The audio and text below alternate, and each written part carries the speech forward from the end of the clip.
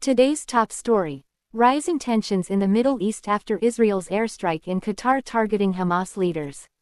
The attack has triggered global criticism, new diplomatic moves in the Arab world, and serious concerns about the future of ceasefire talks in Gaza. Main story. According to Israeli officials, the airstrike on Tuesday in Doha, Qatar, was aimed at Hamas's political leadership. Israel's ambassador to the U.S., Yeshiel Leiter, declared that if Hamas leaders survived this time, Israel would not hesitate to strike them again.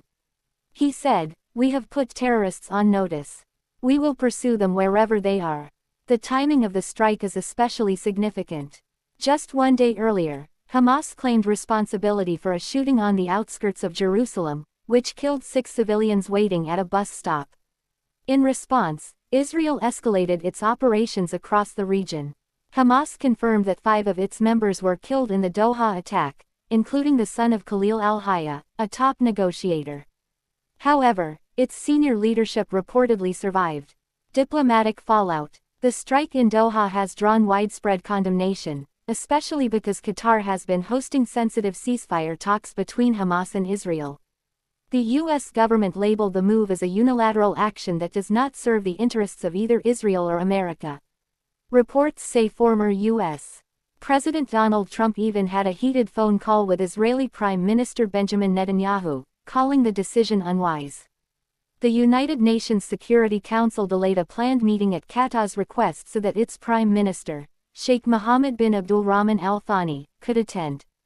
He later told CNN that Doha is reassessing its role and is consulting with regional partners on the next steps. Regional reactions. The airstrike triggered an immediate wave of Arab diplomacy. Leaders from the United Arab Emirates, Jordan, and Saudi Arabia rushed to Qatar to show solidarity. Observers say these visits signal growing regional unity against Israel's actions. Meanwhile, the European Union announced that it is considering sanctions against extremist Israeli ministers and could suspend parts of its trade agreement with Israel.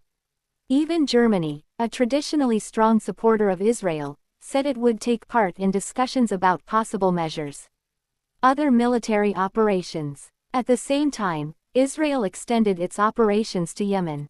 On Wednesday, Israeli strikes hit the Yemeni capital, Sana'a, targeting Houthi military facilities.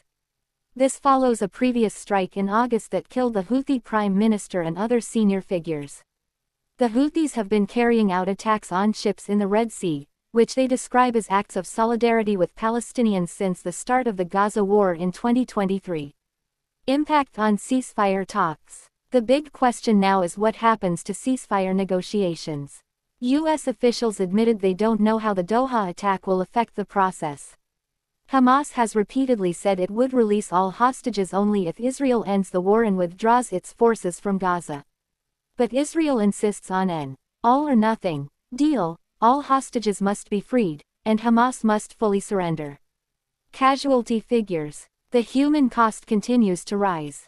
Since the October 7, 2023 Hamas attack, which killed 1,200 Israelis and resulted in 251 hostages, Israel has launched an extensive military campaign in Gaza.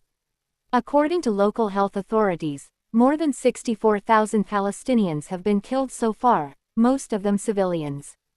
Large parts of Gaza now lie in ruins. Closing. With Israel signaling more strikes ahead, Hamas vowing resistance, and the international community divided, the Middle East stands at yet another critical turning point. Whether diplomacy or escalation will shape the future remains uncertain. This script should take around 5 to 6 minutes to read aloud at a normal speaking pace.